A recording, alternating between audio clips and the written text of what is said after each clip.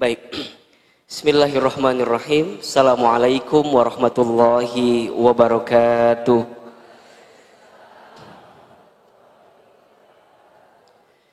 Alhamdulillahi rabbil alamin. Alhamdulillahilladzi anzala as-sakinata fi qulubil mu'minin liyazdadu imanan ma'a imanihim. Asyhadu an la ilaha illallah wahdahu la syarikalah wa asyhadu anna Muhammadan abduhu wa rasuluh. Allahumma shalli wa sallim ala rasulillahil karim sayyidina wa syafi'ina wa maulana Muhammadin wa ala alihi wa ashabihi wa man tabi'ahum bi ihsanin ila yaumiddin. Rabbi a'udzubika min hamadzati syayatin wa a'udzu bika rabbi ay yahdurun. Subhanaka la ilma lana illa ma 'allamtana innaka antal alimul hakim. La haula wala quwwata illa billahil aliyyil adzim. Amma ba'du. Bunda, teteh, hadirin yang rahmati Allah Subhanahu wa taala, apa kabar semuanya pagi hari ini? Kemana itu ucapannya? Kan biasa nama udah diganti sekarang Bun. Tahun 2021 ya. Oh, ganti baru ya. Biasa gimana? Alhamdulillah luar biasa. Sok atuh jawab gitunya. Apa kabar semuanya Bunda hari ini?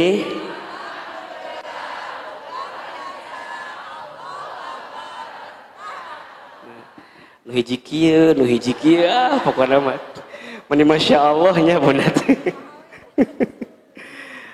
Allahu akbar walillahil hamd. Bunda yang dirahmati Allah, pertama kita bersyukur kepada Allah. Alhamdulillah, dari sekian banyak manusia yang diberikan usia oleh Allah, kita yang hari ini dilembutkan hatinya, diringankan langkahnya, dan diberikan kesempatan kembali oleh Allah untuk hadir di majelis ilmu ini.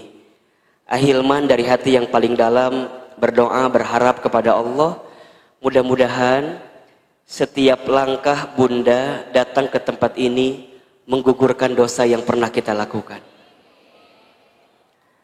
Dan siapapun di antara kita yang boleh jadi pagi ini sedang punya kesulitan, sedang punya masalah, sedang punya perasaan diuji barangkali dalam hidupnya. Semoga melalui hadirnya kita ke majelis ilmu ini menjadi wasilah ketenangan dalam hati kita.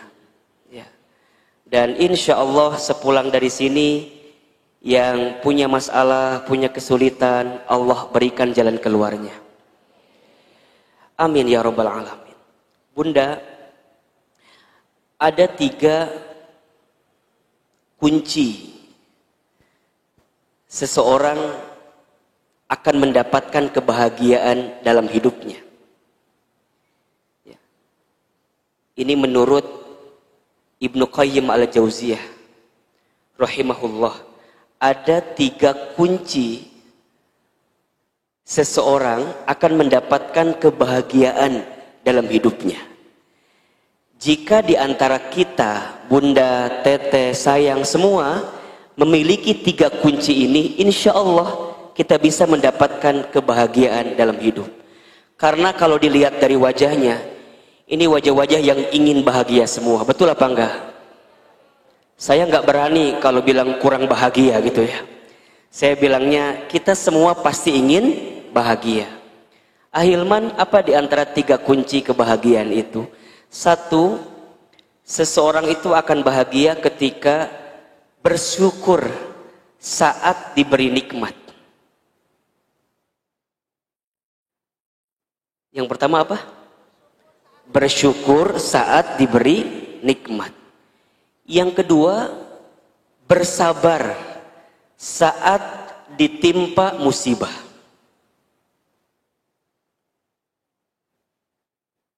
Yang kedua apa? Bersabar saat ditimpa musibah. Dan yang ketiga, bertaubat saat dia pernah berbuat dosa dan kesalahan. Bertaubat saat pernah berbuat dosa dan kesalahan. Saya ulangi, 3 kunci kebahagiaan menurut Ibnu Qayyim al-Jauziyah rahimahullah.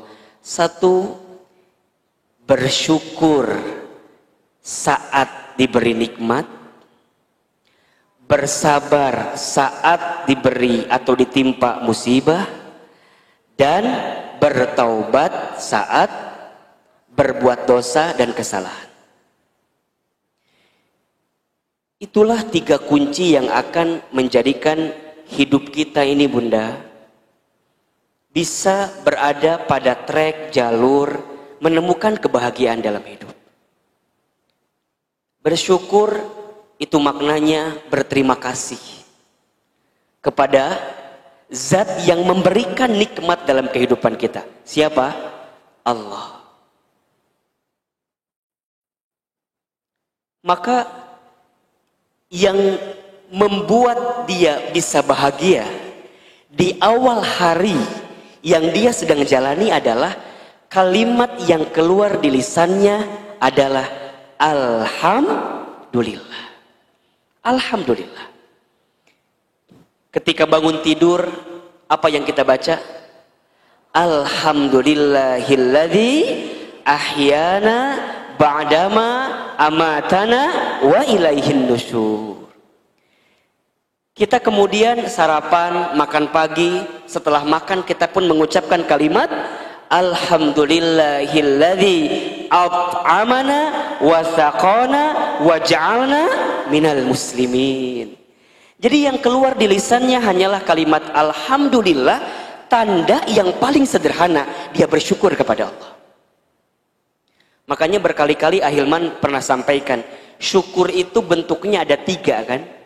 1, asyukru bil qalbi, syukur dengan hati. Bagaimana caranya syukur dengan hati? Meyakini dalam hati kita begitu banyak nikmat yang Allah berikan. Setuju nggak? Allah berfirman dalam Al-Quran, jika engkau menghitung nikmat Allah, sehebat apapun kamu menghitungnya, kamu tidak akan bisa menghitung nikmat Allah. Kenapa? Saking banyaknya nikmat Allah. Maka mohon maaf ya, siapapun di antara Bunda, di antara kita yang barangkali hari ini sedang disapa dengan masalah, sedang disapa dengan ujian, demi Allah saya sampaikan, nikmat yang Allah berikan jauh lebih besar daripada masalah yang sedang kita hadapi. Catat status hari ini. Nikmat yang Allah berikan lebih besar dari masalah yang sedang kita hadapi.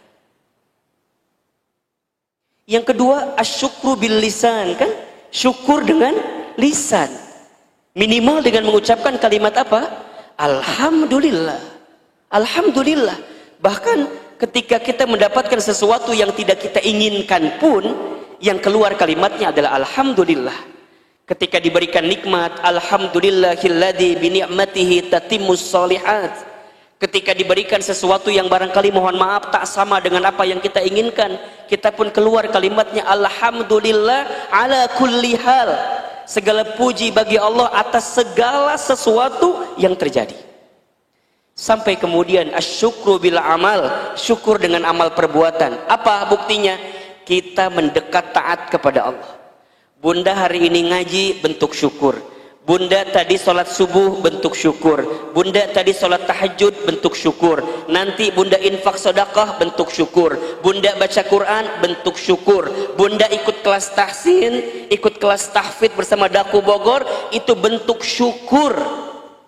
Jadi bentuk syukur kita kepada Allah dengan apa? Dengan menjadikan semua nikmat dari Allah sebagai jalan untuk mendekat kepada Allah. Itu syukur. Itu syukur. Makanya coba dicek dalam kehidupan Bunda. Dari sekian banyak nikmat yang Allah berikan kepada kita, sudahkah sepenuhnya digunakan untuk jalan Allah atau bukan? Cek rumah bunda, cek mobil bunda, cek motor bunda, cek suami bunda, cek anak-anak bunda, cek pekerjaan bunda, cek bisnis kita. Kira-kira dengan semua nikmat yang besar itu sudah membuat kita makin dekat dengan Allah atau tidak? Kalau belum, evaluasi, mumpung ada waktu. Mumpung ada waktu. Khawatirnya kita hari ini sibuk dengan urusan dunia, tapi urusan dunia kitalah yang kemudian membuat kita pun juga lupa dari Allah.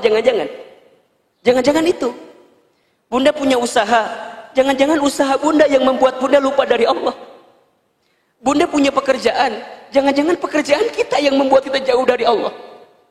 Bunda punya keluarga, jangan-jangan keluarga kita pun juga adalah keluarga yang jauh dari Allah. Maka nanti kalau pulang ke rumah, sampaikan kepada suami, ayah, kita sudah puluhan tahun berumah tangga. Kira-kira visi misi rumah tangga kita itu sudah sesuai dengan kemauan Allah atau bukan? Mohon maaf ya, berkali-kali saya sampaikan, rumah tangga itu bunda, atau pernikahan itu bunda, bukan hanya sekedar menyatukan dua hati yang saling mencintai, bukan. Tapi yang paling penting adalah saat kita bersama di rumah tangga, menjadikan rumah tangga kita sebagai jalan untuk mendekatkan surga dalam kehidupan kita. Itu yang paling penting. Makanya bunda perhatikan ya, di awal ayat tentang pernikahan yang biasa dibaca itu, surat Ar-Rum ayat 21, apa kalimat pertamanya? Wa min ayatihi, kan gitu ya. Dan di antara tanda-tanda kekuasaan Allah. Makna lainnya adalah dan di antara tanda-tanda yang bisa mendekatkanmu dengan Allah. Maka yang disebut dengan rumah tangga sakinah, mawaddah, warahmah, rumah tangga yang baik itu rumah tangga yang saat etape proses perjalanannya membuat kita semakin dekat dengan Allah Subhanahu wa taala. Maka ini menjadi penting. Bunda lihat suami, ya. Lihat suami, lihat anak-anak, itu semuanya menjadikan kita makin dekat dengan Allah gitu. Mohon maaf, kalau seandainya suami bunda ternyata keadaannya tidak mampu, mohon maaf ya, menuntun bunda dalam kebaikan, tidak ada alasan, barangkali itulah pahala bagi bunda agar sabar mendampingi suami bunda. Mohon maaf ya, ada istilah rumahku surgaku, betul apa enggak? Rumahku surgaku itu jangan hanya dipahami sebagai keadaan rumah yang suaminya soleh, suaminya baik. Ya kalau gitu mah gampang, betul apa enggak? Bukan hanya itu, tapi rumah tangga, rumahku surgaku itu adalah keadaan yang bagaimanapun keadaannya mampu mendekatkan kita dengan Allah Subhanahu wa taala. Bunda punya suami soleh, alhamdulillah. Karena Allah memberikan kepada bunda pasangan yang soleh, yang mampu menuntun bunda. Tapi mohon maaf, jika seandainya suami kita pun juga kurang soleh, boleh jadi Allah menyiapkan pahala sabar kepada bunda untuk mampu menemani suami bunda yang kurang soleh itu. Bunda bercerminlah kepada Asiyah, istrinya Fir'aun, ya.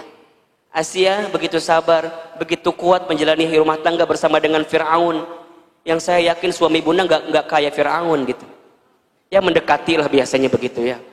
Nauzubillah kan ya. Kan mungkin enggak juga gitu loh. Jadi artinya apa? Masih ada peluang bagi kita semua, bagaimanapun keadaannya, untuk bisa mendapatkan surga dalam kehidupan kita semua. Caranya adalah syukuri. Syukur dengan hati, syukur dengan lisan, syukur dengan amal perbuatan. Makanya bunda yang dirahmati Allah ya, mohon maaf, kalau bunda sedang beramal, kita kan seringkali kalau beramal tuh suka hitung-hitungan ya. Dapat pahala apa ya, gitu kan ya?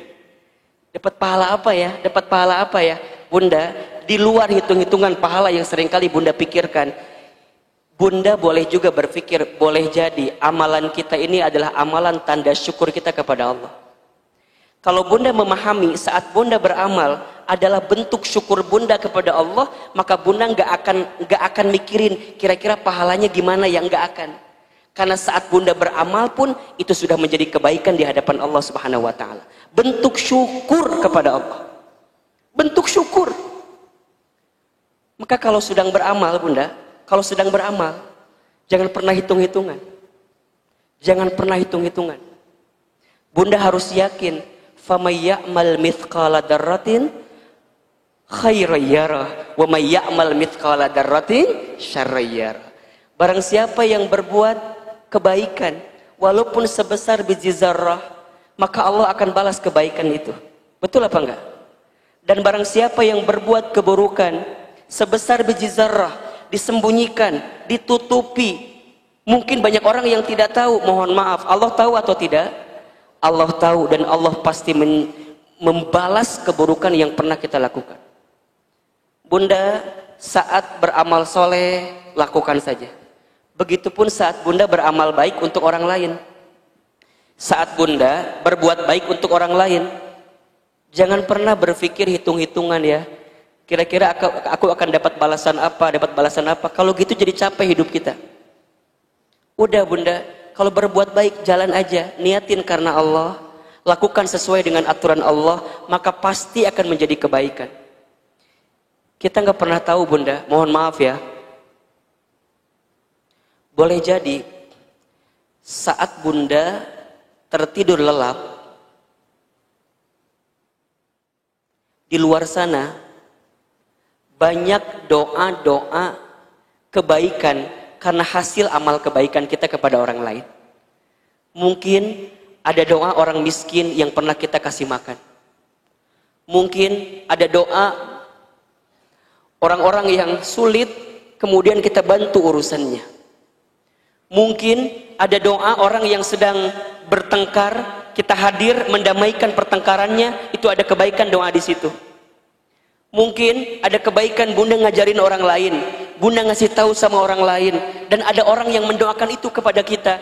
Barangkali kebaikan yang kita dapatkan bukan semata-mata hasil ikhtiar kita semata, tapi karena ada doa-doa kebaikan dari orang lain yang mendoakan kita. Maka saat kita berbuat baik, jangan hitung-hitungan, karena setiap kebaikan pasti balasannya adalah kebaikan. Hal jazaul ihsan illal ihsan.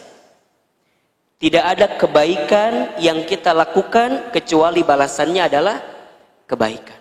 Tapi Ahilman, kadang aku sudah berbuat baik ya, tapi balasannya tuh kok kayak nggak sesuai gitu loh dengan apa yang aku lakukan. Pernah nggak kayak gitu? Ada nggak yang pernah ngerasain kayak gitu? Kita sudah berbuat baik tapi balasannya kayak nggak sesuai. Ada nggak?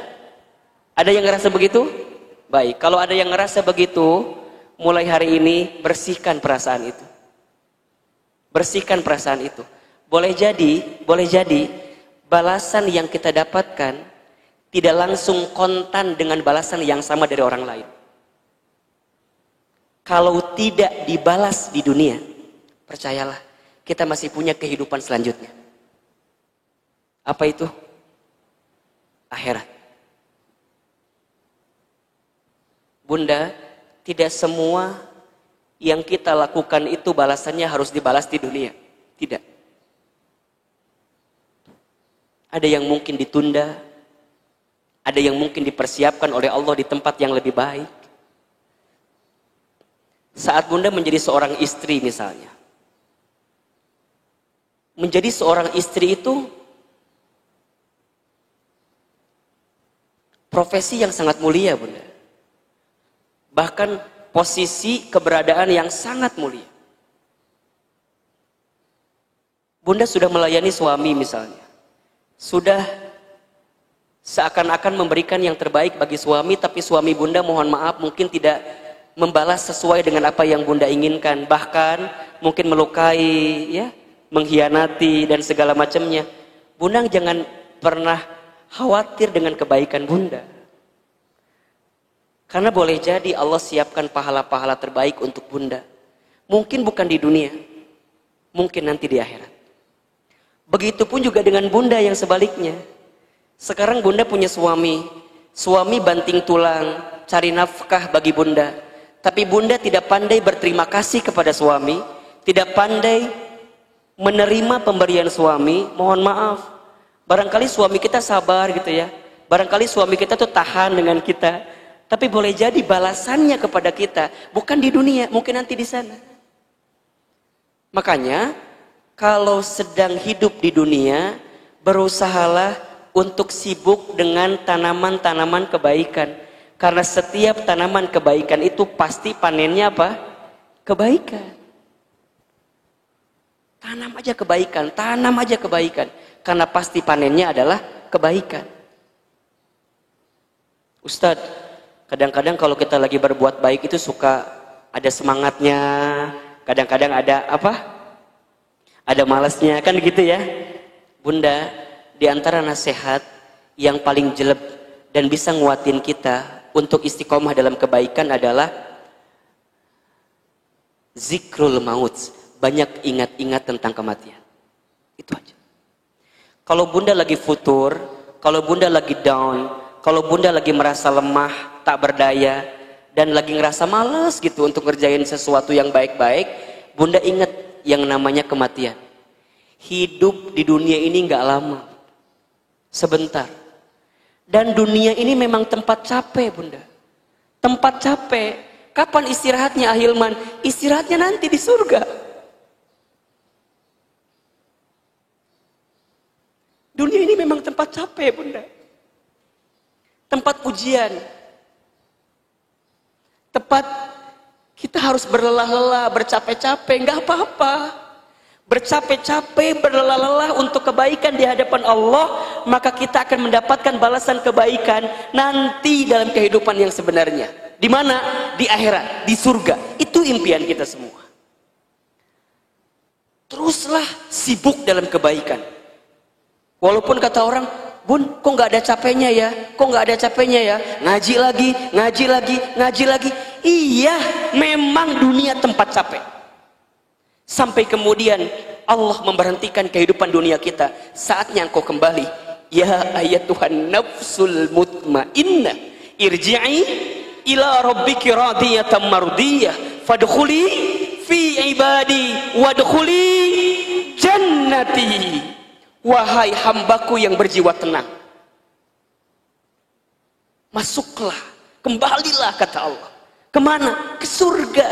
Ini tempat yang kau idam-idamkan selama ini kan. Engkau baca Quran, engkau infak sedekah, engkau sholat tahajud, engkau ta'lim, engkau menggunakan hijab terbaik, jilbab terbaik, engkau melayani suami, engkau infak sedekah. Capek, iya. Dan Allah tidak akan pernah luput pandangannya kepada kita. Pasti Allah membalas semua kebaikan-kebaikan itu.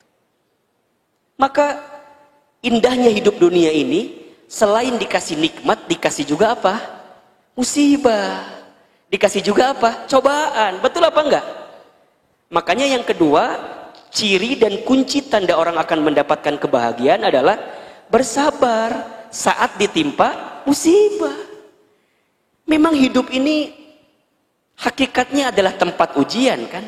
Wa nabluukum bisyarri wal khairi fitnah.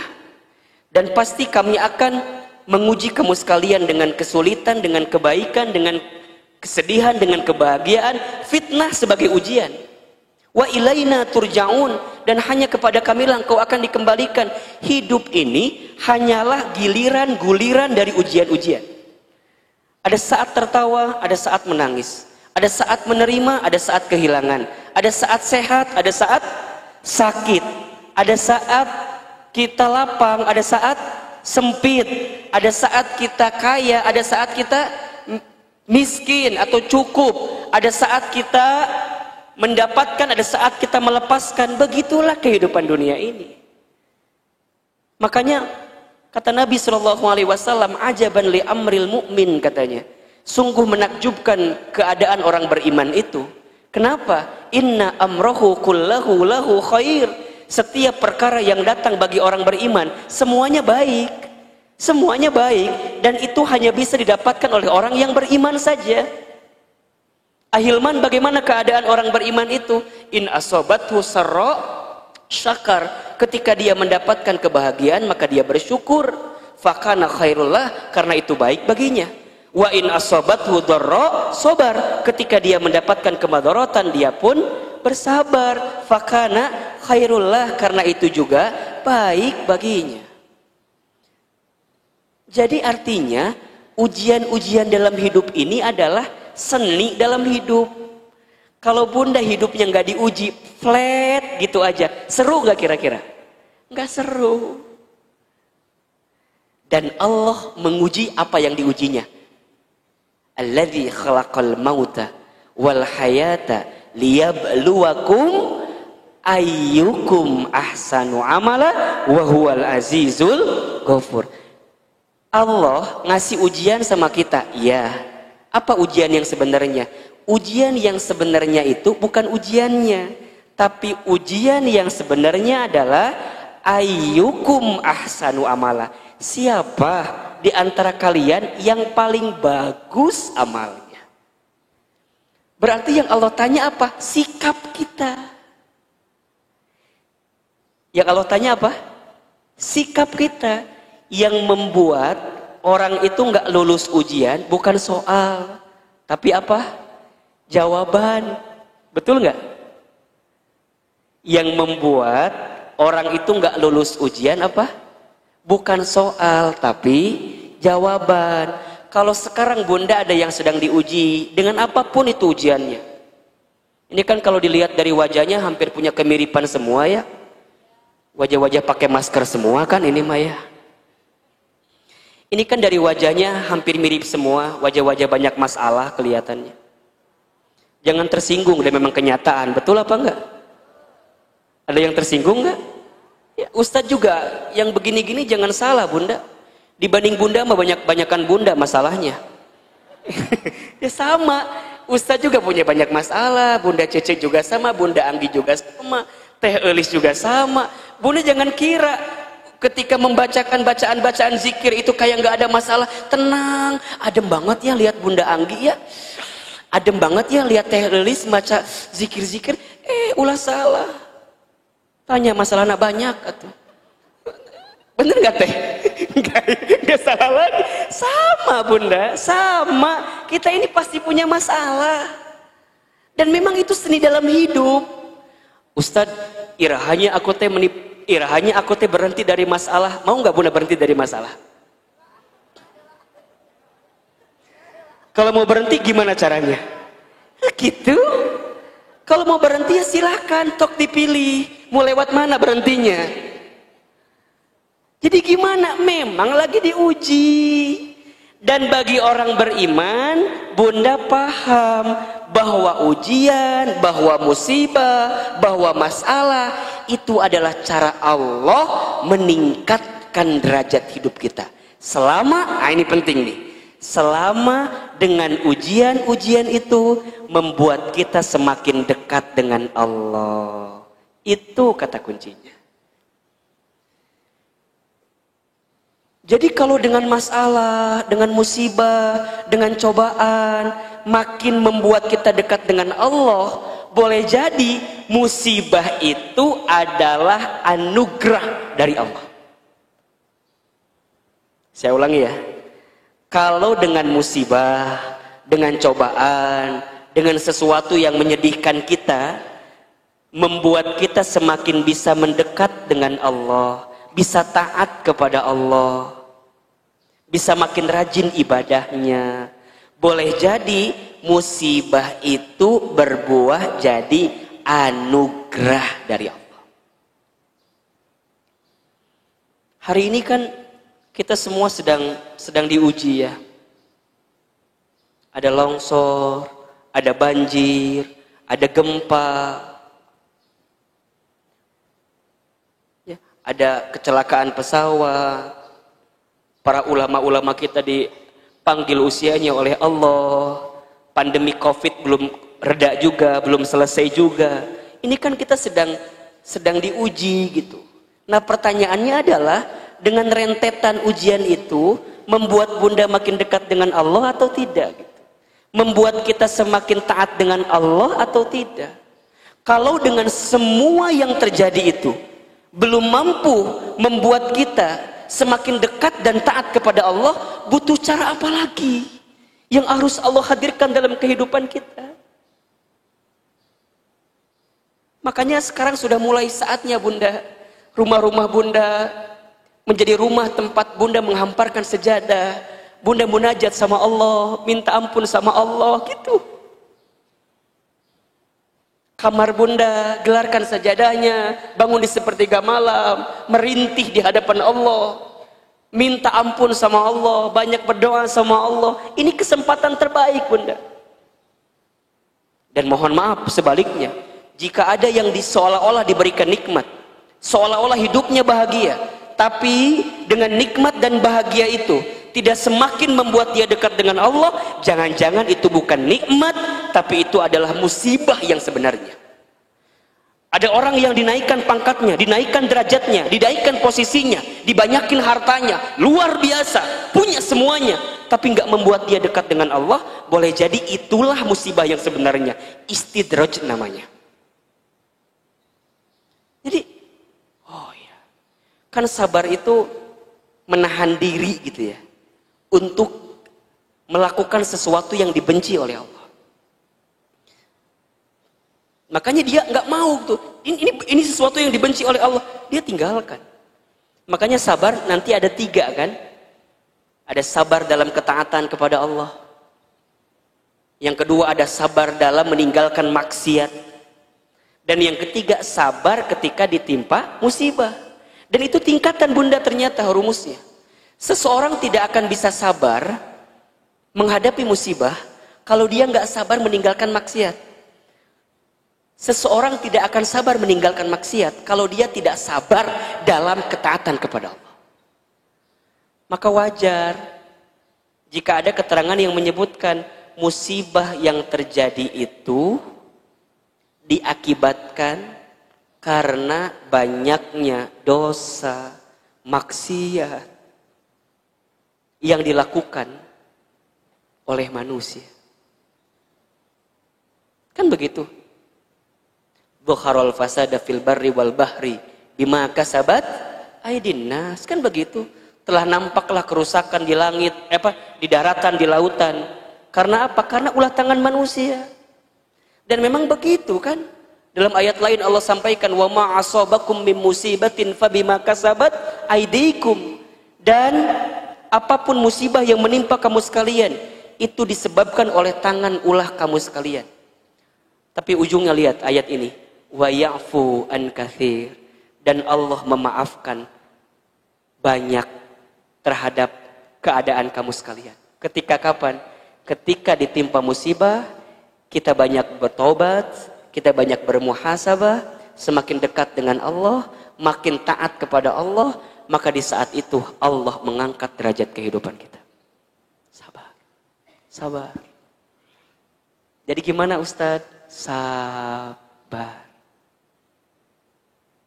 Punya suami soleh, kudu sabar gak? Hah? Saya tanya, punya suami soleh kudu sabar apa enggak? Kudu sabar. Sabar gimana Ustadz? Sabar menemani kesolehannya. Misalnya ada suami bunda yang rajin puasa sunnah. Udah puasa Daud hari ini puasa, besok enggak, terus puasa lagi. Dan suami bunda mah kalau puasa teh sahurna kudu make sambel. Jadi kumaha ahilman, berarti tiap Janari kudu bangun ngarenos sambel. Sekarang pertanyaannya, kudu sabar ente kira-kira? Ngarenos sambel tiap Janari, kudu sambal gak? Sabar. Sabar atuh. Dan memang kondisinya begitu. Suami kita ya, mohon maaf kan biasanya kalau yang soleh itu menjaga benar gitu ya. Cara mencari nafkah, cara mencari penghasilan, dia menjaga banget mana yang halal, ya, mana yang baik. Banyak tapi haram, dia tinggalkan. Pertanyaannya, bunda berani sabar nggak dengan keadaan itu? Sabar. Sok punya suami yang ganteng, kudu sabar nggak? Kudu sabar. Bunda punya suami kayak Ustadz Hilman. Bukan berarti saya ganteng, bukan ya. Ini mah contoh ya. Jangan dikaitkan dengan kalimat sebelumnya, jangan ya. Bunda misal punya suami soleh, kerma soleh, pinter, ganteng, benghar. Itu mah kan aku banget ya gitu. Ya kan itu mah insya Allahnya, insya Allah suami bunda banget gitu kan. Yang suaminya gitu, yang gak manggawe gitu kan. So kudu sabar nggak bunda? Kudu sabar bunda. Makanya saya bilang ke istri saya, Bunda sayang, kudu sabar punya suami kayak ayah teh. Emang kumaha gitu? Sabar we pokoknya mah. Sabar. Sama suami punya istri kayak Bunda, kudu sabar nggak? Sabarna merenan sabar kuadrat merenan. Kalau punya kayak istri gini, banyak maunya, banyak mintanya, banyak ngomongnya, banyak hutang. Ya Allah. Jadi kudu sabar. Ya memang itu kondisinya Bunda. Dan seni. Dan tidak ada nikmat kesabaran pada akhirnya balasannya adalah kebahagiaan yang paling hakiki. Apa itu? Surga. Surga. Makanya kalau ada yang nanya, Ahilman, sabar teh ada batasnya apa enggak ya? Kalau saya jawabannya enggak ada. Yang sering membatasi siapa? Kita. Kita sendiri. Selama kita hidup sabar. Makanya perintahnya apa? Ya ayyuhalladzina amanu sta'inu bis-sabri was-shalah. Wahai orang-orang beriman, minta tolonglah kepada Allah dengan apa? Sabar dan sholat. Bahkan Bunda, nanti di pintu surga akan ada panggilan khusus bagi orang yang sabar. Itu ada di surat Ar-Ra'd kalau tidak salah, ayat 24 kalau tidak salah. Ada panggilannya, salamun alaikum bima sabartum. Selamat untuk kamu sekalian, sabartum, yang sabar atas kesabaran kamu sekalian. Kalau dia sabar, berarti apa kata kuncinya? Berarti diuji. Makin banyak ujiannya dalam hidup, kemudian dia makin sabar, makin dekat surga dalam kehidupan. Jadi kalau orang tahu, begitu rumusnya, kalau sedang diuji dia senang banget. Yes, diuji. Halo? Halo? Jadi kalau diuji dia senang banget. Alhamdulillah, diuji. Berarti dianggap kita teh sama Allah. Mohon maaf kalau Bunda dilepasin begitu aja, dibuat enak, dibuat santai, dibuat tenang, dibuat kayaknya nggak ada masalah. Bunda lupa sama Allah, itulah musibah yang sebenarnya. Tapi kan Ustadz kadang-kadang tekuat, kumaha atunya, atuh maut, we tekuat mah. Tekuat. La yukallifullahu nafsan illa usaha. Allah nggak akan mungkin nguji kita di luar batas kemampuan kita. Jadi itu rumusnya dibalik-balikin gitu. Jadi kalau Bunda lagi ngomong sama suami, kan mohon maaf ya, mungkin kondisi lagi sulit, kadang-kadang curhat, ayah, ini kia-kia teh ngirup teh ayahnya, ayahnya meni susah teh, cek suami teh, nyahmanya, ini meni asa kia hirup tehnya. Yuk kita pergi ke mana? Ke Kali Cikeas. Naon orang pali dua ayeuna. Jadi putus asa weh kita teh hidup teh. Karena kita nggak tahu rumusnya. Tapi kalau kita makin yakin rumusnya, makin ngerti rumusnya, bilang ketika si ayah ngeluh, "Mah, ayah teh sekarang gajinya nggak full kayak dulu. Biasa 5 juta, ayeuna mah 500." Kumaha, ayah kumaha. Kita tuh ada sok teh kan ya. Awalnya rada bijak gitunya, rada bijak. Pasti bilang 500, kela-kela ayah ulang ini ngomong naon dia teh kumaha. Biasanya 5 juta, ayeuna 500. Lamun Bunda yang gak yakin, kira-kira apa jawabannya? Ayah, kamu mikir nggak? Kan kita tuh punya cicilan panci 300. Cicilan lomari nu can kabayar kamari kan aya 400. Can beas, can budak orang kan SPP tiap bulan mayar. 500 mah kana naon atuh? Kira-kira begitu jawabannya. Kalau yang nggak ada iman, kalau nggak yakin sama Allah, betul apa enggak? Suami digituin, kira-kira apa jawabannya? Ya, tidak bapak ngerti. Bapak ge ngitung, musah mun kitu bapak mendingan kena corona we. Ujungnya jadi stres, imun berkurang, jadi pabaliut hurufnya, bener deh? Iya nggak kira-kira? Coba kalau Bunda begini jawabannya, Bun, ayah teh biasa 500.000, biasa 5 juta, ayeuna mah sabaraha? 500. Bunda gini jawabannya. Masya Allah ayah. Peluk suami bunda teh. Set. Set. Set. Ulah kenceng teh, apa tuh? Dipeluk sama bunda teh, dibisikin di telinganya. Ayah mikir tuh gitu. Jangan gitu atuh. Bunda peluk, bilang, ayah nggak apa-apa, yakin kalau sekarang ayah 500.000 dapatnya, mama bunda insya Allah nguat-nguatin, cukup-cukupin. Bunda bisikin di telinga suami bunda, la yukallifullahu nafsan illa usaha. Allah nggak akan ngasih beban sama kita ayah, kecuali Allah tahu batas kemampuan kita. Buat bunda mah nggak penting penghasilan ayah berapa, yang penting ayah selalu bersama dengan bunda. Gitu. Hari itu tenang, isuk liur. Minimal hari itu tenang dulu gitu kan, besok mah belum tentu ayah orang dia bener tuh. Bisa aja bunda pagi-pagi ngomong gitu kan, bisa aja sorenya meninggal, bener nggak? Ayah, kalau dilihat dari wajah ayah mada, ayah teh nggak akan lama lagi kelihatannya. Udah pasrah. Sok we mama nyerahkeun ka Allah. Bade dicanak bapak ayeuna mangga. Bade enjing lebih cepat lebih baik. Jadi saling nguatin di rumah tangga, bukan saling melemahkan, bahkan jangan saling menyalahkan. Sabar bunda, ini hidup inilah. Sampai yang terakhir, kalau bunda mau bahagia, bertaubat, banyak taubat. Saat kita sudah berbuat dosa, bunda, yang membuat manusia itu mulia karena apa? Karena manusia bertaubat. Iblis kenapa hina? Iblis kenapa hina? Karena dia sudah tahu berbuat salah, sudah tahu mungkar, berbuat gak baik dalam hidupnya, tapi gak mau bertaubat di hadapan Allah. Tapi yang membuat manusia itu menjadi mulia saat dia pernah berbuat dosa, kemudian dia segera bertaubat kepada Allah. Itu yang menjadi kemuliaan kita. Makanya Allah itu suka kepada orang yang sering bertaubat ya.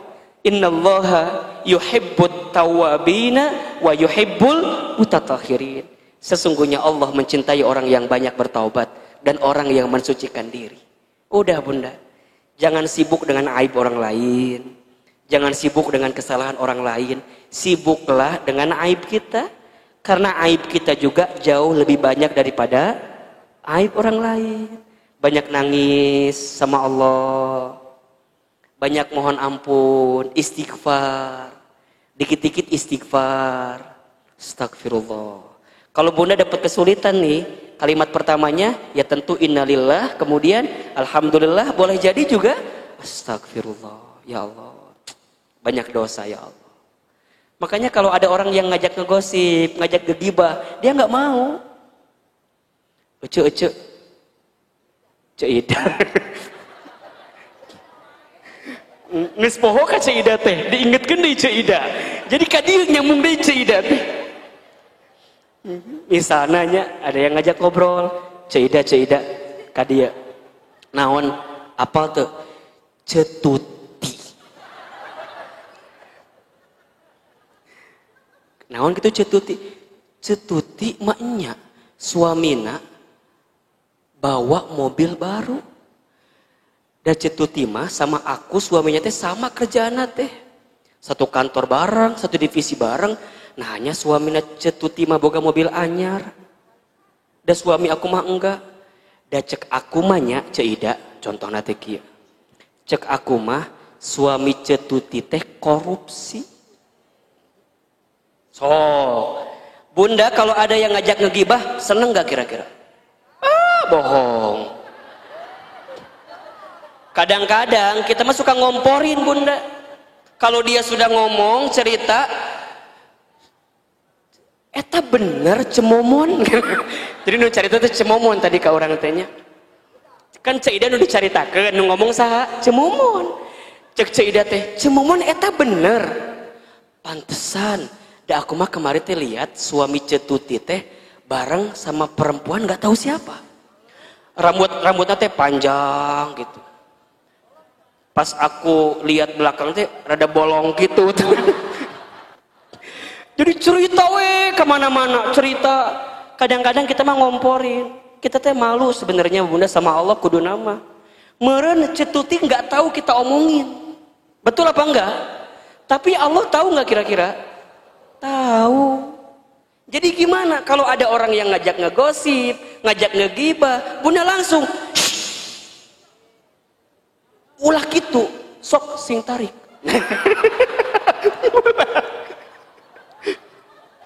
Ulah gitu.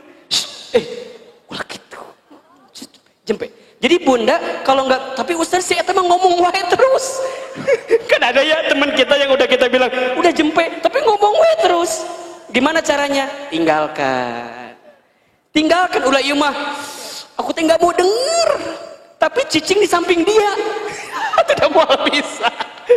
Tetap wae kedengeran. Kita udah begini nih. Aku mah cemamon, aku mah enggak mau denger. Enggak takut aku mah. Kieu we, kieu. Tapi enggak pindah-pindah, tetap wae kedengeran. Betul apa enggak? Tinggalkan. Biasakan untuk menghindari sesuatu yang sia-sia, Bunda. Itu mah udah sia-sia, ya dosa lagi. Gibah itu tahu Bunda dosanya apa? Seperti memakan bangkai saudaranya. Bayangkan ke Bunda. Dan begitu banyak perempuan, mohon maaf ya, begitu banyak perempuan yang celaka. Kemudian dia masuk ke dalam api neraka karena apa? Karena lisannya, karena kemaluannya. Makanya, aduh, pelan-pelan, bukan pelan-pelan, jempel we gitu. Pelan-pelan, kalau mau ngomong juga dia mikir-mikir, ini benar nggak ya? Ini salah nggak ya? Gitu. Jadi dipikir-pikir dalam dirinya itu. Karena dia nggak mau kalau kesalahan sama Allah ya, bertaubat minta ampun, oke. Tapi mohon maaf Bunda, kalau ada kesalahan kepada sesama manusia, apa yang bisa kita lakukan? Minta maaf.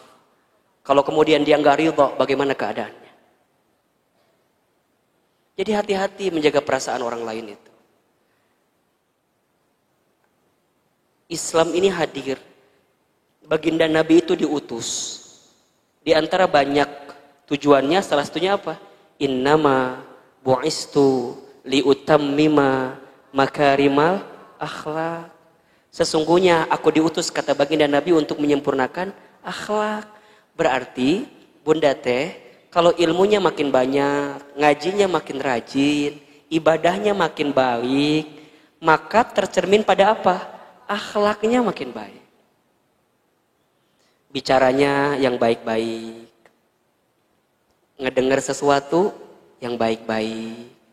Melangkah kepada sesuatu yang baik-baik. Gitu.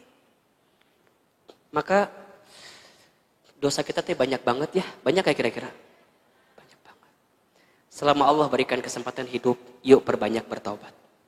Insya Allah kalau 3 kunci ini Bunda pegang, bersyukur ketika dikasih nikmat, bersabar ketika ditimpa musibah, bertaubat dengan dosa dan kesalahan, insya Allah kita akan mendapatkan kebahagiaan. Apa yang kita idamkan kebahagiaannya? 2 kan? Rabbana atina fid dunya hasanah wa fil akhirati hasanah wa qina azabannar. Kita ini pengen baik di dunia, pengen baik di akhirat, dan kita dijauhkan dari siksa api neraka. Bunda yang dirahmati Allah, itu baru pendahuluan ya. Itu baru prolog kajian kita. Hari ini kita akan bicara tentang meyakinkan hati ya. Bunda, ada 5 mindset, mungkin saya bilangnya mindset ya. Mindset itu pola pikir yang harus Bunda tanamkan di hati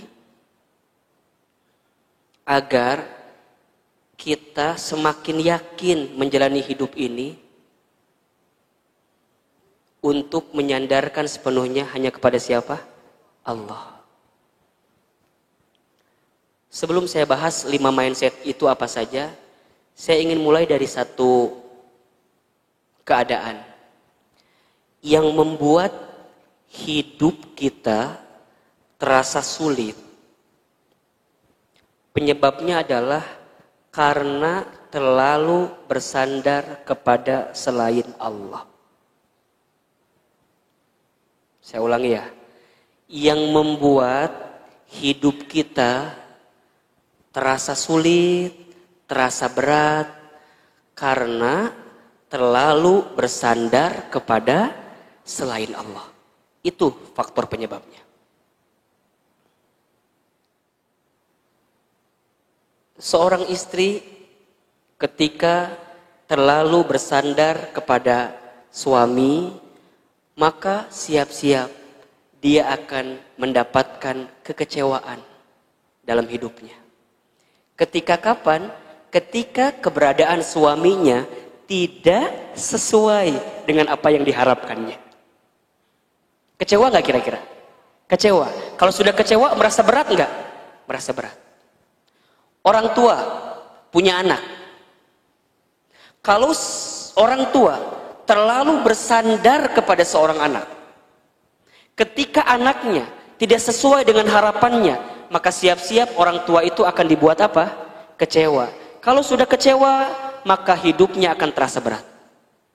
Seseorang yang bekerja di perusahaan, terlalu bersandar ke tempat bekerja di perusahaannya itu, siap-siap dia akan apa? Kecewa. Ketika kapan? Ketika dia harus dirumahkan, ketika dia harus di PHK, ketika harus diberhentikan dan segala macamnya. Bunda punya bisnis, terlalu bersandar kepada bisnis usaha kita. Ketika kondisinya berubah, bisnis usaha kita berubah, kemudian kita kecewa, maka kita akan terasa sulit menjalani hidup. Alasannya apa? Karena terlalu bersandar kepada bisnis usaha kita. Maka jawabannya, kalau bunda hidupnya ingin ringan, ingin tenang, ingin nikmat, belajarlah untuk menyandarkan semua kehidupan kita hanya kepada siapa? Allah. Pertanyaannya adalah, banyak di antara kita yang percaya kepada Allah, tapi sedikit di antara kita yang mempercayakan hidupnya kepada Allah. Ya enggak? Kalau ditanya, yakin gak sama Allah? Yakin, tapi gitu deh, gelisah lagi, ngeluh lagi. Betul gak? Nah, bagaimana caranya, mindset apa, atau keyakinan hati apa, yang perlu ditanamkan dalam diri kita, agar semakin yakin dengan Allah? Saya mengambil mindset hidup ini dari mindsetnya Nabi Ibrahim alaihissalam. Bunda, Nabi Ibrahim itu seorang nabi yang Masya Allah ya, disebut dengan bapaknya para nabi gitu ya, yang ketauhidannya, yang keimanannya, yang keikhlasannya, Allahu Akbar. Bunda barangkali sudah sangat mengetahuinya karena seringkali diceritakan oleh para guru-guru kita. Nabi Ibrahim ujiannya Allahu Akbar, begitu besar kan? Tapi apa yang membuat Nabi Ibrahim kuat menjalani hidup? Karena kuat keyakinannya kepada siapa? Kepada Allah.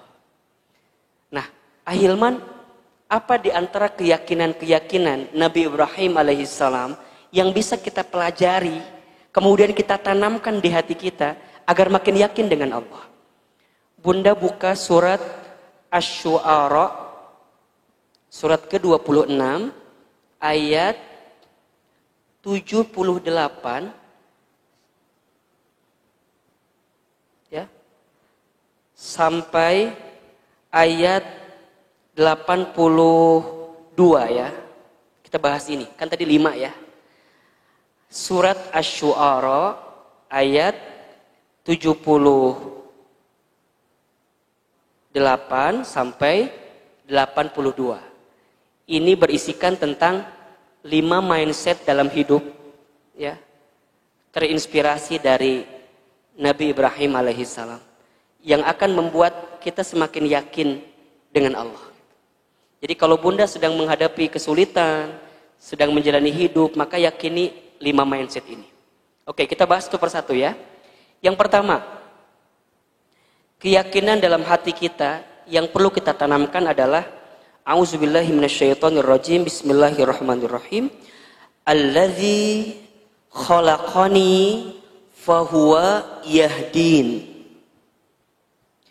Allazi khalaqani fahuwa yahdin.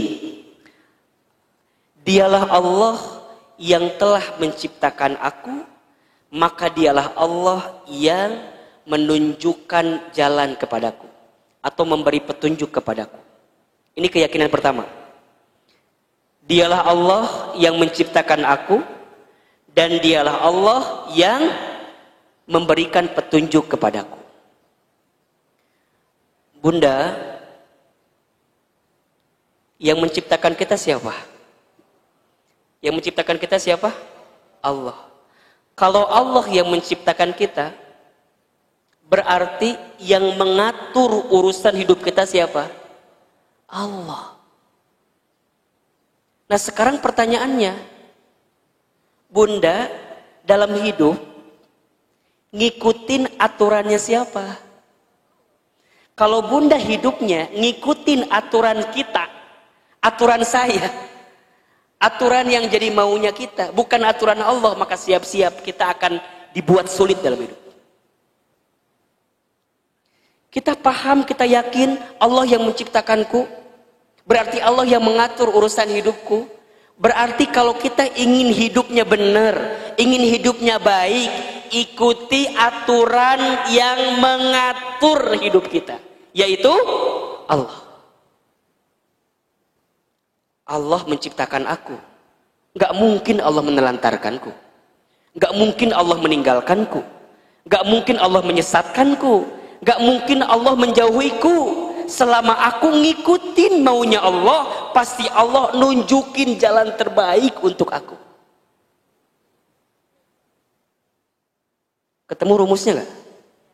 Kalau bunda yakin yang menciptakan kita adalah Allah, maka bunda pun juga harus yakin yang ngatur urusan hidup kita siapa? Allah. Kalau bunda yakin yang ngatur urusan hidup kita adalah Allah, maka bunda akan serahkan sepenuhnya kepada siapa? Allah. Bunda, coba tengok bagaimana kisahnya Nabi Ibrahim alaihissalam. Ketika Nabi Ibrahim alaihissalam menikah dengan Hajar, kemudian punya seorang anak bernama Ismail. Oleh Allah diperintahkan untuk dibawa ke sebuah tempat ya. Biwadin ghairi di jara'in tempatnya. Tempat yang tandus, bahkan tidak ada tumbuhan yang tumbuh di sana. Tidak ada hewan yang tinggal di sana. Tidak ada manusia yang berkeliaran hidup di sana. Tidak. Dibawa ke tempat yang begitu jauh. Sampai kemudian, udah sampai di lokasi itu, Nabi Ibrahim diperintahkan oleh Allah untuk meninggalkan Hajar bersama Ismail. Kebayang gak keadaannya? Dari satu tempat dibawa ke tempat yang begitu rumit luar biasa. Dibawa. Udah sampai di lokasi disuruh apa? Meninggalkan.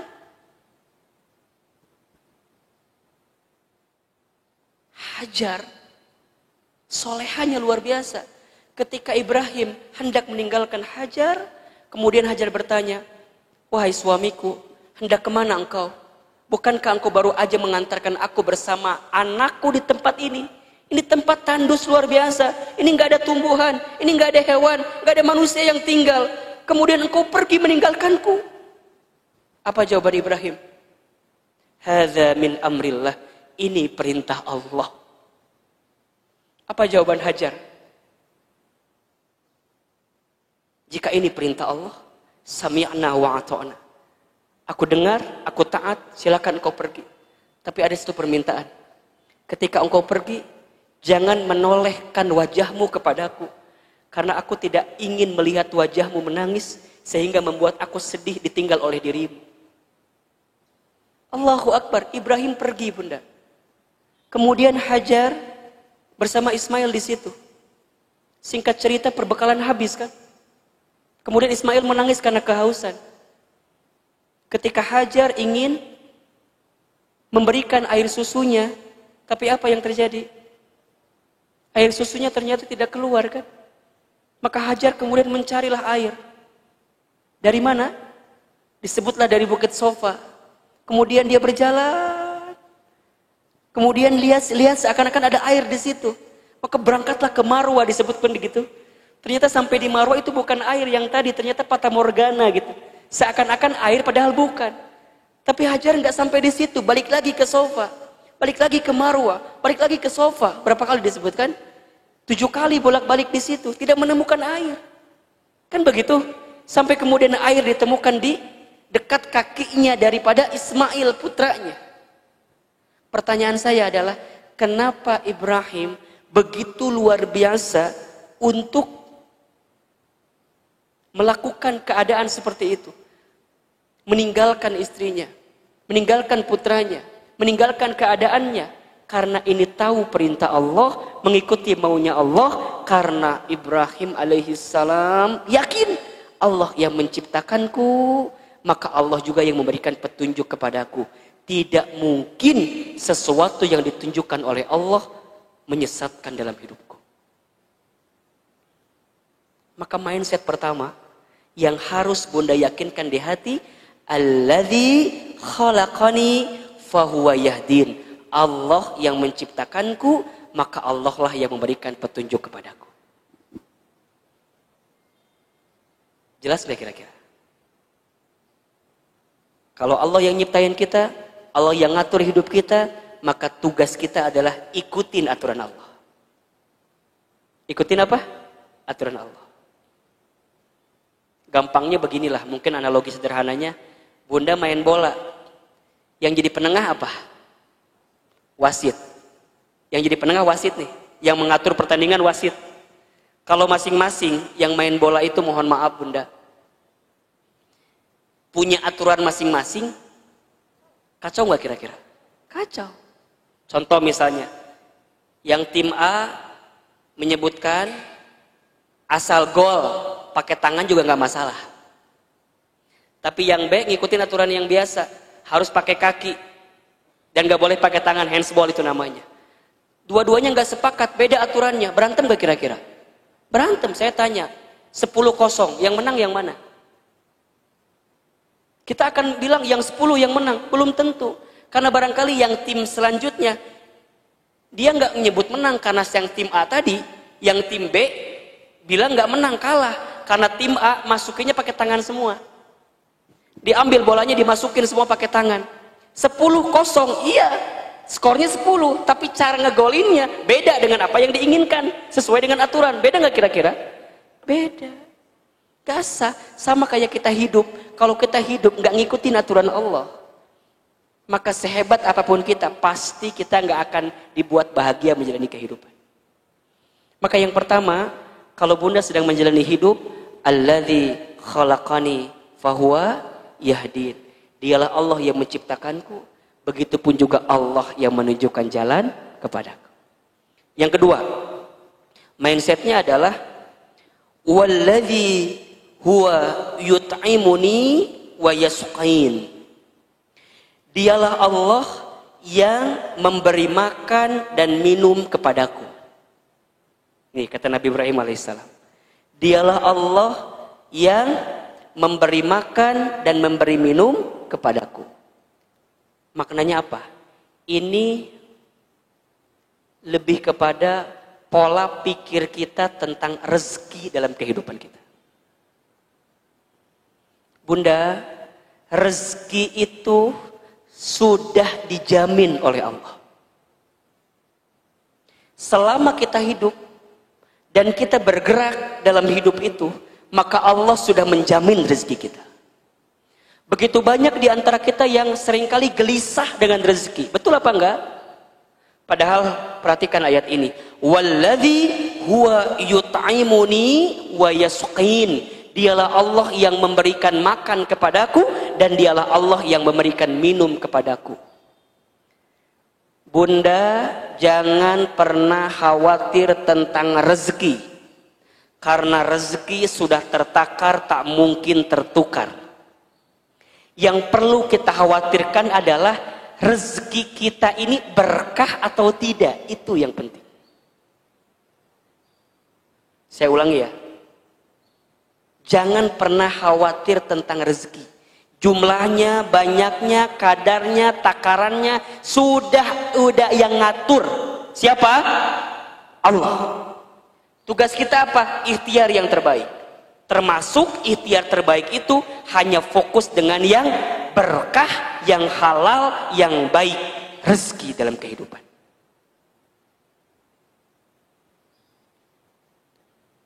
Kerja kita itu, bisnis kita itu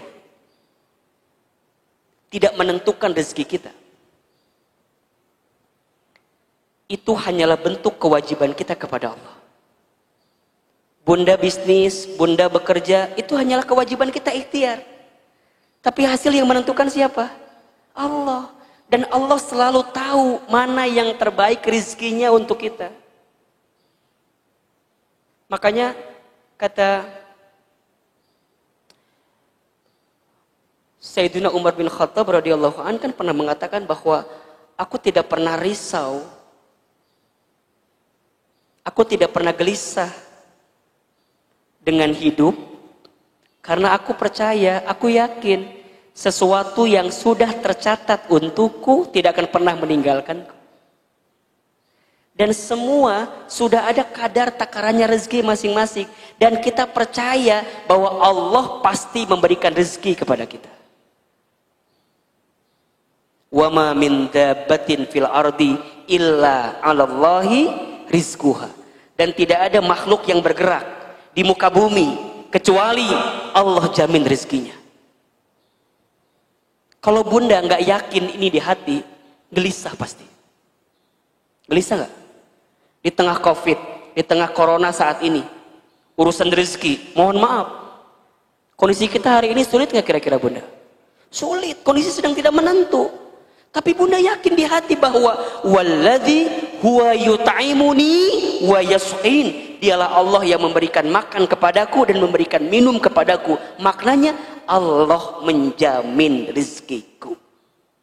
Tugas kita, ayah, ya, para suami, para bapak, pasangan kita, ayah, kita ikhtiar aja yang maksimal. Allah yang menjamin rezekinya. Makanya saat bunda keluar rumah, apa kalimat yang bunda sering kali baca doanya?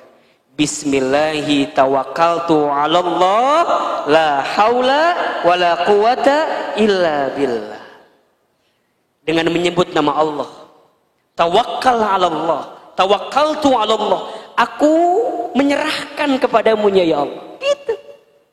Maka mindset kedua yang perlu bunda yakinkan di hati adalah dialah Allah yang menjamin urusan rezeki kita. Yang ketiga, wa idza maridtu fahuwa yashfin. Dan apabila aku sakit, dialah Allah yang menyembuhkan aku. Masya Allah. Jadi yang pertama tadi urusan apa? Urusan hidup ya. Urusan hidup kita, skenario hidup kita. Yang nyiptain kita siapa? Allah. Berarti yang ngatur hidup kita siapa? Allah. Berarti kalau kita mau hidupnya baik, mau hidupnya benar, ikutin aturan siapa? Allah. Yang kedua urusan apa? Rezeki, ya, urusan rezeki. Yang ketiga, wa idza maridtu fahuwa yashfin. Dan apabila aku sakit, dialah Allah yang menyembuhkan aku. Ini berarti tentang sesuatu yang menyakitkan dalam hidup kita. Tubuh ada sakitnya, fisik. Tapi selain fisik, ada nggak yang suka bikin sakit? Ada. Sakit hati, ya nggak? Terluka, terhianati, betul kan? Ada yang mitnah kita, ada yang ngehina kita, ada yang ngomongin kita, ada yang nyakitin kita. Sakit nggak kira-kira bunda? Sakit. Apa kata Nabi Ibrahim? Fahuwa yashfin. Dialah Allah yang menyembuhkan rasa sakit dalam hidupku. Berarti kalau sekarang bunda, hari ini kita sedang menghadapi pandemi COVID-19. Hakikatnya yang menyembuhkan itu obat atau Allah? Allah. Allah. Allahnya jangan hilang bunda. Allahnya jangan hilang. Bunda pakai masker. Bunda jaga jarak. cuci tangan dengan sabun, itu syariatnya. Tapi hakikatnya Allah yang menjaga kita. Yang di itu, fahuwa yashfin, Allah yang menyembuhkan kita. Maka jangan pernah berhenti meminta kepada Allah. Jelas? Karena Allah yang mampu menyembuhkan kita. Begitupun juga mohon maaf, kalau ada di antara kita yang hari ini sedang sakit hati, ada yang sedang terluka perasaannya, ada yang merasa, Ustadz, sakit banget. Ada yang ngomongin saya di belakang. Iya, kalau di depan namanya bukan ngomongin. Sakit Ustadz, gimana caranya? Fahuwa yashfin. Balikin ke siapa? Allah. Bunda, Ustadz, Bunda teh udah bilang A sampai Z ke suami, tapi suami teh meninggal berubah-berubah. Kumahanya Ustadz? Fahuwa yashfin. Allah yang menyembuhkan rasa luka di hati kita. Jelas? Jadi kalau sekarang kita terluka, terhianati, tersakiti, siapa yang bisa menyembuhkan luka hati itu? Allah. Fahuwa yashfi. Maka dia tidak akan sibuk gitu loh dengan kesulitan yang dihadapinya, karena pada akhirnya hanya dikembalikan kepada Allah. Inna lillahi wa inna ilaihi raji'un. Bunda nangis boleh. Bunda lagi sakit nih, kemudian nangis boleh, tapi yang nggak boleh berlebihan nangisnya. Nggak jempe, nangis terus udah. Kalau butuh sehari nangis mangga, 2 hari nangis mangga, 3 hari nangis mangga, tapi sepanjang hidup nangis terus.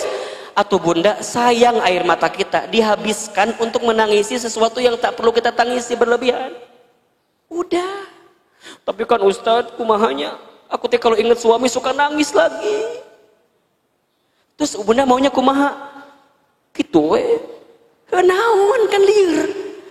Kan ada yang curhat, yang ngomong sama saya, udah cerita kemana-mana. Saya bilang cuman gini aja, ya udah, Bunda maunya gimana?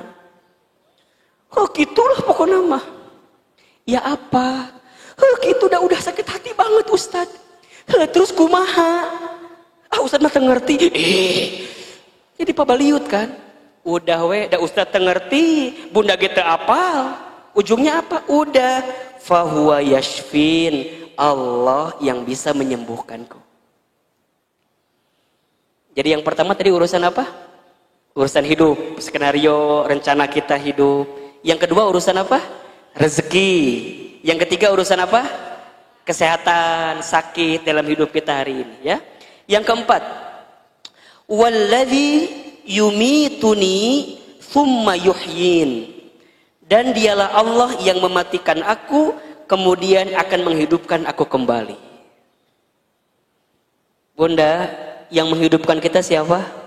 Allah. Yang mematikan kita nanti siapa? Allah. Setelah itu nanti kita akan dihidupkan kembali dalam fase kehidupan yang selanjutnya, alam kubur. Setelah alam kubur nanti ada alam akhirat kita.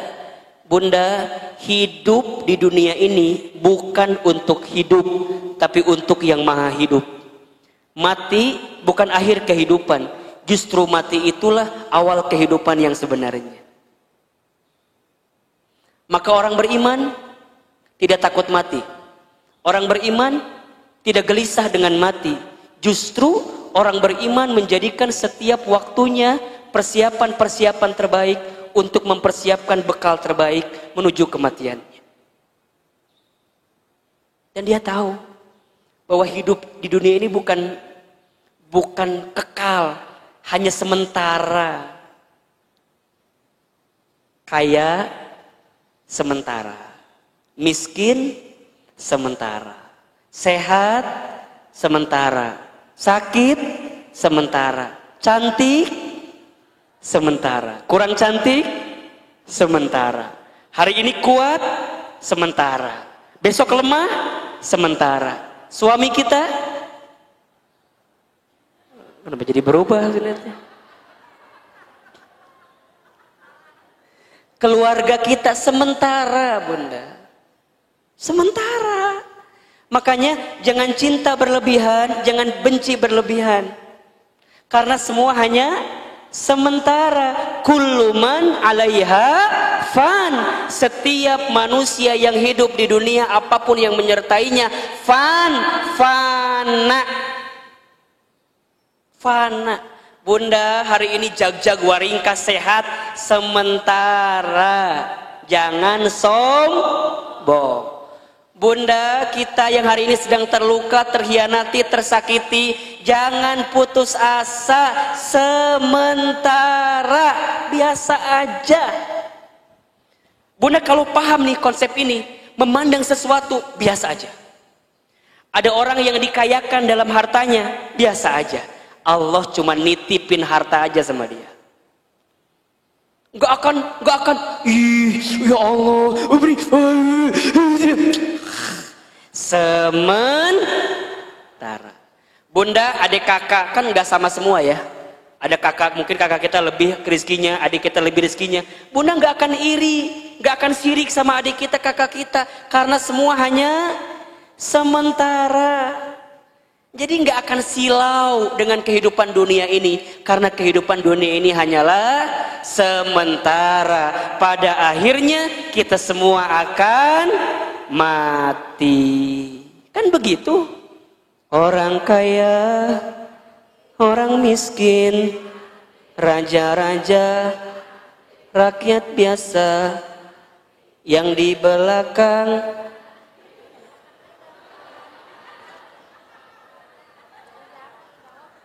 yang di atas, yang di tengah, Ustadz Hilman wafat, ulah mati teuing atuh wafat, ya Robana ya Karim. Wafat, kita pasti akan mati Bunda. Apa yang mau kita sombongin sih sekarang? Makanya saya tuh wallahu alam ya, Bunda merasakan hal yang sama atau enggak Bunda? Belakangan ini waktu dengan kematian tuh terasa makin dekat gitu. Ya enggak kira-kira? Kayaknya dulu tuh ya kalau bicara corona, covid itu kan kayaknya jauh banget gitu ya. Hari ini tuh ya Allah, tetangga kita, saudara kita, guru-guru kita gitu.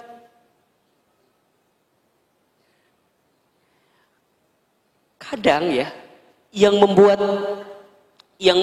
saya itu sering mudah menangis, yang sedih itu, kita tuh sadar ya Bunda, belum banyak bekal gitu untuk pulang gitu. Iya enggak kira-kira?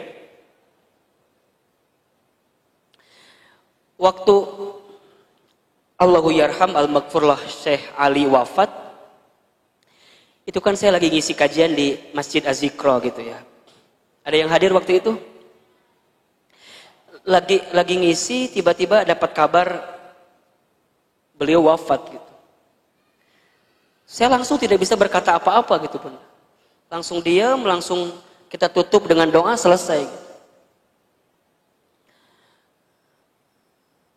Kalau orang yang sudah banyak amalnya gitu ya, bekal kebaikannya banyak, tentu kematian itu adalah sesuatu yang dirindukan gitu.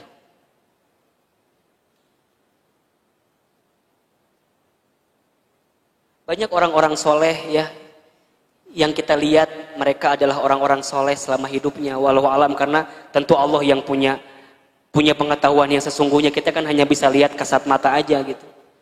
Allah panggil usianya gitu. Dan ada orang yang jasadnya sudah mati, tapi kebaikannya masih hidup gitu. Makanya nanti ada istilah, ada usia, ada umur. Ini beda Bunda. Usia itu hitungan angka. Itu usia. Bunda 60, 50, 40, Ahilman misalnya 30. Itu hitungan angka. Tapi ada umur. Umur itu hitungan kesadaran. Termasuk hitungan kebaikan. Boleh jadi usianya pendek, tapi umurnya panjang. boleh jadi usianya pendek tapi umurnya panjang. Maksudnya apa? Orangnya sudah wafat tapi kebaikannya masih kekal. Syekh Ali wafat di usia 44 tahun. Tapi umurnya boleh jadi lebih panjang daripada usianya 44 tahun. Betul apa enggak? Sampai hari ini kita masih dengar tilawah Qur'annya. Sampai hari ini kita masih dengar potongan-potongan video dari beliau. Almarhum Gurunda Morobina Kiai Haji Muhammad Arifin Ilham. Usianya sudah wafat. Tapi umurnya masih panjang. Zikronya masih ada. Penerusnya masih ada. Zikirnya masih bisa kita lantunkan. Doa-doanya masih kita bisa bacakan terus. Umurnya masih panjang. Usianya pendek. Pertanyaannya adalah, kita hari ini masih diberikan usia. Betul apa enggak? Namun setelah usia kita wafat, kira-kira umur kita panjang apa enggak?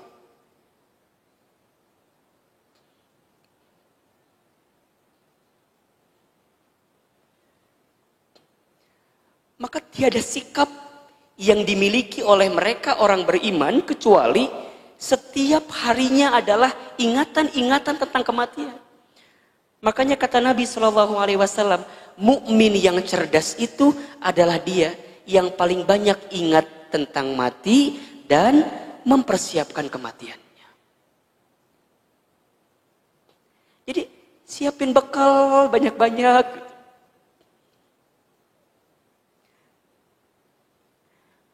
Infak, sodako, baca Quran, berbuat baik sama orang lain, ikut taklim,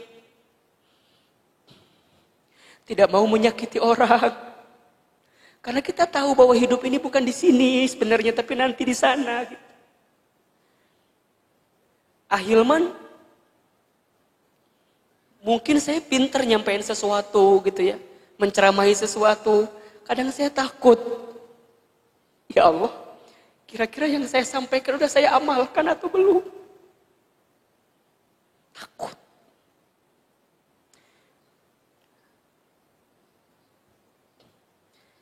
Makanya mindset yang kelima, Bunda perhatikan. Walladzi atma'u ayyaghfirali khati'ati yaumaddin. Walladzi atma'u ayyaghfirali khati'ati yaumaddin. Dialah Allah yang aku inginkan untuk mengampuni kesalahanku pada hari kiamat. Jadi begini Bunda, setelah yang keempat mindsetnya adalah Allah yang mematikan kita, Allah yang menghidupkan kita, maka yang terakhir adalah aku yakin Allah pasti mengampuni dosa-dosaku. Sebanyak apapun dosa yang pernah kita lakukan, selama kita bertaubat kepada Allah, maka Allah ampuni dosa-dosa kita. Sebelum nyawa kita sampai di tenggorokan Bunda, kan itu batas ujungnya. Sebelum nyawa kita sampai di ghar-ghar, di tenggorokan ini, selama kita bertaubat dari sebanyak dan sebesar apapun dosa kita, pasti Allah akan ampuni dosa-dosa kita.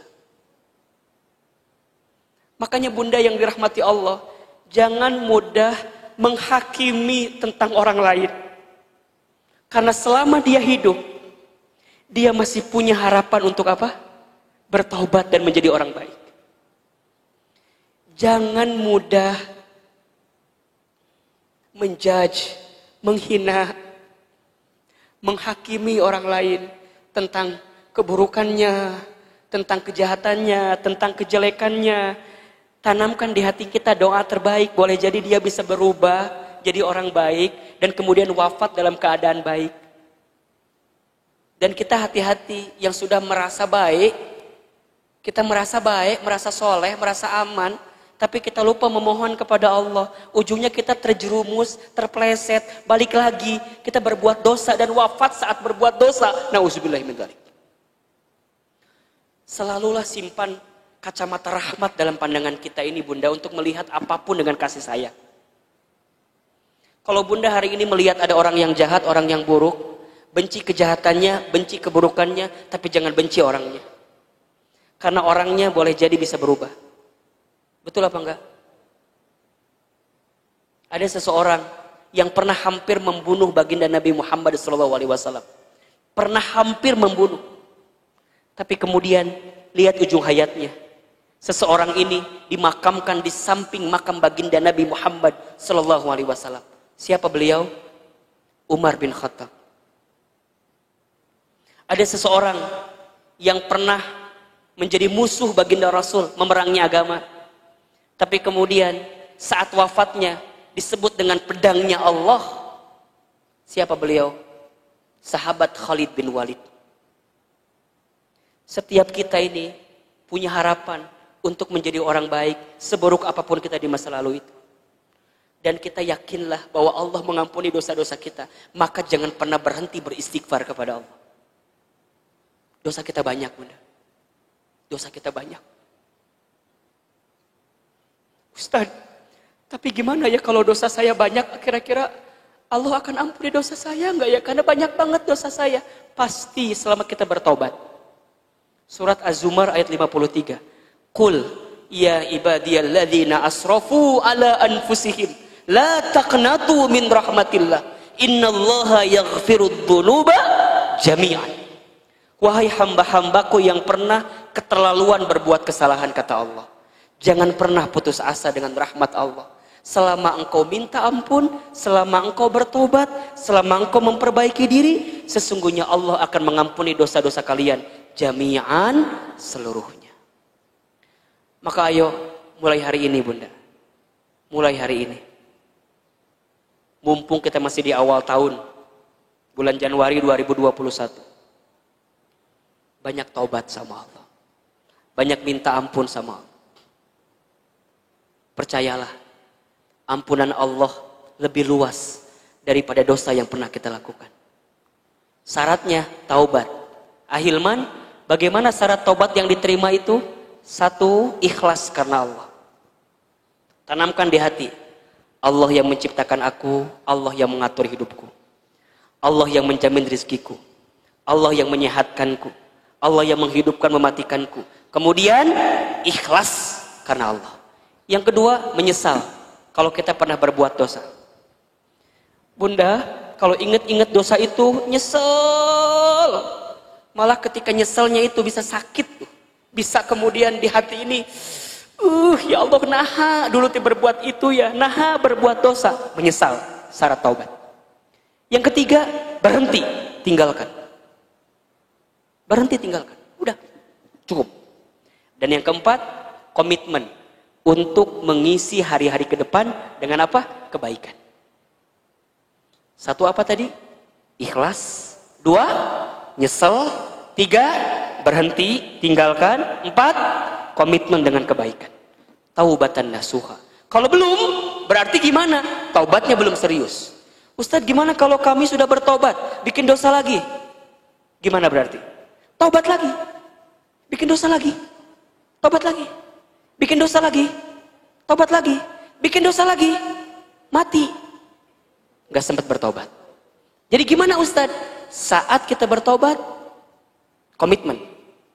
Boleh jadi itu kesempatan taubat terakhir sebelum kita wafat menuju Allah Subhanahu wa Ta'ala.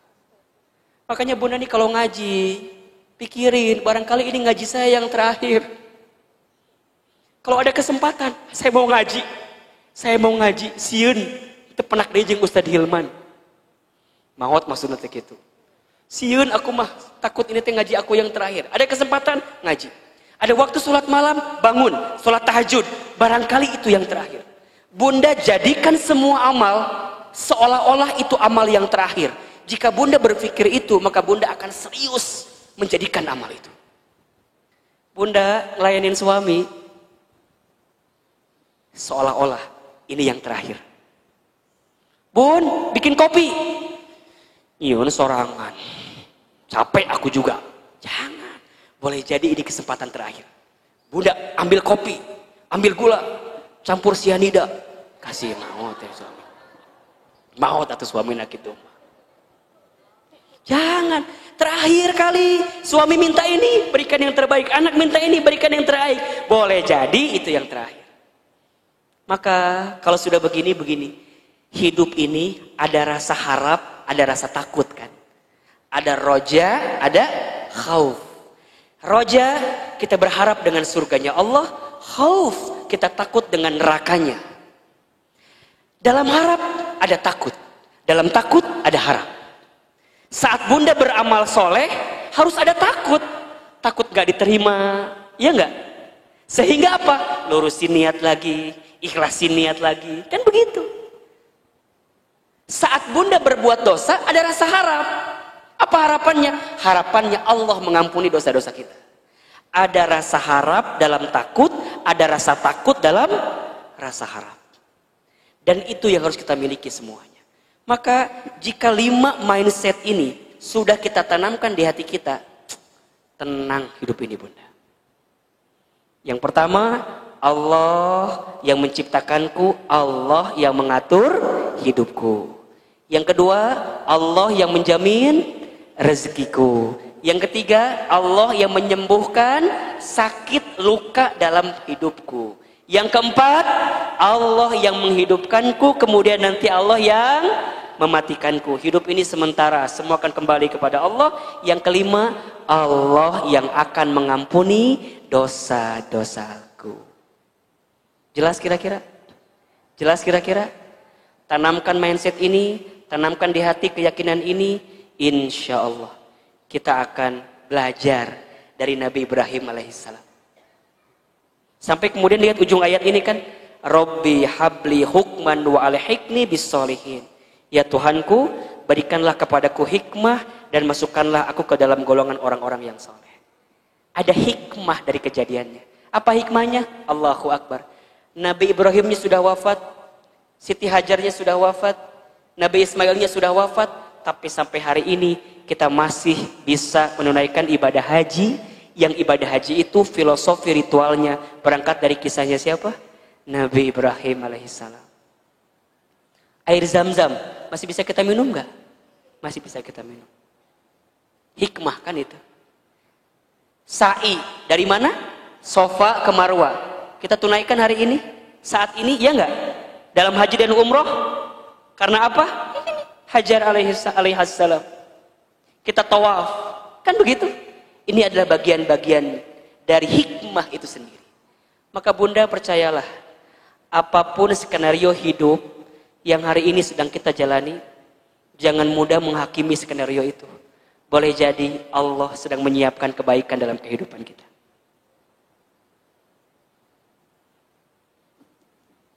Bunda punya anak, mungkin anak bunda belum sesuai dengan kemauan bunda. Jangan pernah berhenti untuk mendoakannya.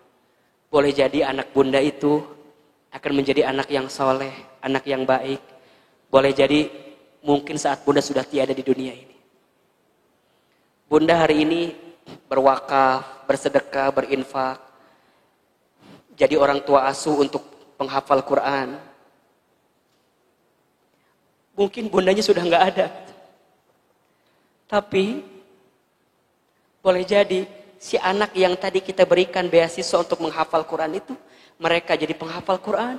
Kelak mereka menjadi imam di suatu masjid, bacaannya dibacakan, Allahu Akbar. Maka setiap ayat yang dibacakan oleh si anak itu, dan dulu dia pernah sekolah karena harta yang kita berikan kepada anak itu, pahalanya sampai kepada kita. Itulah yang dinamakan dengan apa? Amal soleh jariyah. Amal jariyah. Begitupun juga dengan dosa. Ada amal soleh jariyah, juga ada amal salah jariyah. Ada dosa jariyah. Dosa yang kita lakukan dalam hidup, saat kita wafat dosanya masih mengalir. Gimana Ustadz? Kok bisa? Iya, sangat bisa. Jadi gimana? Minta ampun cepat-cepat sama siapa? Allah. Bunda hati-hati, apalagi perempuan. Menjaga kehormatan perempuan. Apa yang bunda tampilkan di sosial media, jika itu bukan sesuatu yang baik, khawatir jadi dosa jariyah nantinya. Kalau masih bisa dihapus, hapus. Tapi Ustadz, udah dihapus tapi saya ada lagi, muncul lagi. Udah, La yukallifullahu nafsan illa usaha. Ya, kita semaksimal mungkin berusaha. Kalau ada orang yang pernah kita sakiti, temui, minta maaf. Jangan gengsi, Bunda. Ustadz, gengsi atuh minta maaf sama dia, naon? Mau dia yang salah, aku yang minta maaf. Minta maaf. Karena balasan-balasan kebaikan itu pasti akan kita dapatkan kalau kita berbuat baik. Ya, mudah-mudahan 5 mindset ini bisa meyakinkan hati kita semua. Ya. Jadi kalau Bunda lagi punya kesulitan, lagi dalam kegelisahan, langsung mikir 5 ini, pasti akan tenang. Dan insya Allah kita mendapatkan kebaikan juga. Subhana rabbika rabbil izzati amma yasifun, wassalamun alal mursalin, walhamdulillahi rabbil alamin. Al-Fatihah.